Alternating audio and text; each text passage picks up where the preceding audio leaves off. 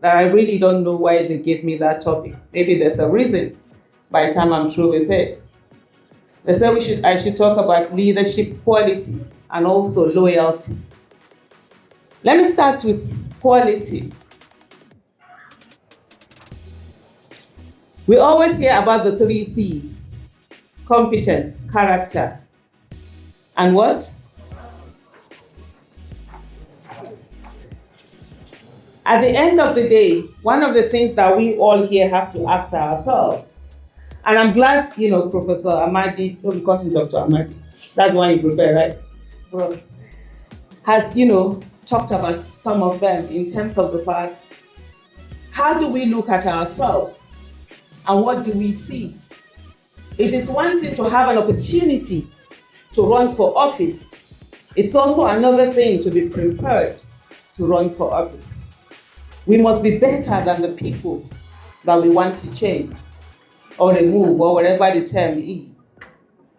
At every time, it's not just about the passion, it's also about what is it that you're bringing to the table for this country, that at the end of the day, the country will be better off just because you were there. I always say that I hold myself to higher standards than I hold anybody. If I'm going to hold you to 10%, I'm going to do 100. And if I'm holding you to 100%, if I'm not doing 1,000%, then it's not worth it. And I think every one of us, those are the questions we must ask ourselves.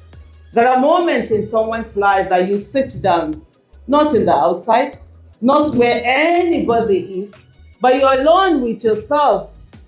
And you say to yourself, am I able? One of the things that I see a lot of us miss is how to be people-centric. Service. And I'm glad the slogan of our party is what? Service. If you're not serving the people, what are you doing? Service is not about being performative. It is about you alone with that man who is a security man and you're going past and you're treating him like a human being.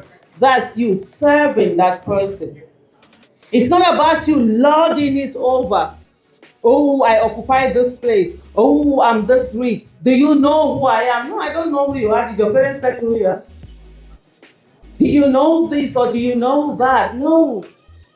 When people see you, what do they take away? How do you make them feel? That's what service is all about. And if you've not imbibed that particular quality, then I think it's important for that to be the beginning of how you say to yourself, how do I serve? And I will come to loyalty. I see a lot of people who have this respect to office, respect to position, respect to authority, but they never respect people who are lower than them. I always say to people, you see that gate man, or whatever, security personnel, or whatever it is, I will tell him good morning, sir, a million times. The one that is sitting at the top and feeling this thing, probably wouldn't. You're going to fight somebody. I'll tell people, I don't fight people, anybody below me. I'll fight you, they all. That one that you see as untouchable. But you see what a lot of us do, a lot of people do, they oppress. The same person that will not have the guts or the temerity to stand and talk to the people who are above there, we oppress the people below just because they have the power. That's not leadership quality. Empathy is a quality that every one of us must imbibe. And I always say, if you cannot have empathy, what then do you have? Unfortunately for us in this country, empathy has become something that is extremely expensive. People don't feel it. Something has happened. Oh, now then. You know the phrase I hate most in Nigeria is when I hear people say, I never thought Nigeria will happen to me. It shows one thing, lack of empathy. Because when it happens to another person, you should take it as that's something that has happened to you. And you will stand and speak up and be there and not just wait until it happens to you before you put up your mouth and say something. And as a leader, if you don't have empathy, you have nothing. Because it is through empathy that you will feel the pains of others and you will want to lift them. It's not enough that you can buy solar, gen, everything and have 24/7 electricity. As long as your neighbor does not have 24/7 electricity, we all don't have 24/7 electricity. As long as your neighbor cannot feed, we all cannot feed. As long as there are children outside who cannot attend school, all our children are not in school. And one of the greatest injustices in this country is that access to good quality education is dependent on the economic status of one's family.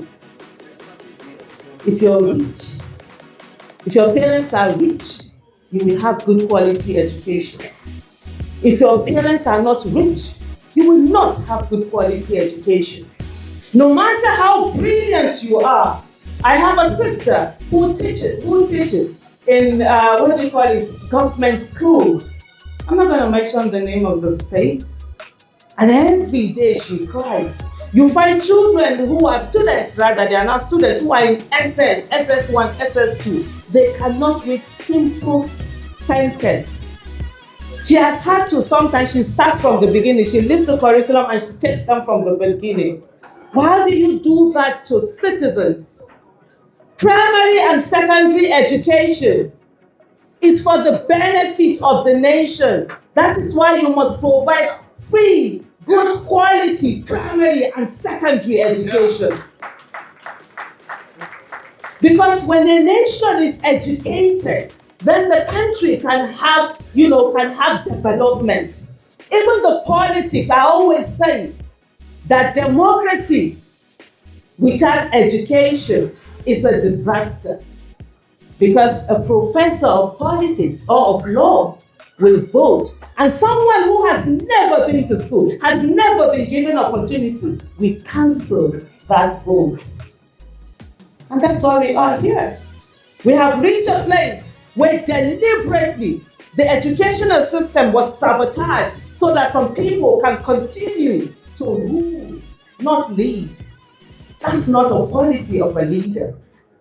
Quality of a leader would mean that everybody will be given opportunity for them to try, give them enabling opportunity. Today we pay the price. When we've sent our children abroad, they've gone to Ivy League schools. They've gone to the best of schools. Guess what? When we come back here, those children who were not given opportunity to be in school will not allow them to live peacefully in their own country. And that's why today, our children are roaming all over the world looking for place they can get citizenship. We have deliberately made our children stateless. That's what we did. Because we do not realize that in denying that education to others, we also denied ourselves and our children. And there's something I would like to say to every one of us here, that the education that we have is not for us alone. It's also for millions of others who didn't have the opportunity to be educated. So when you have an opportunity to be a voice, be one. When you have an opportunity to lead very well, because there are so many people who are dependent on you to be there for them.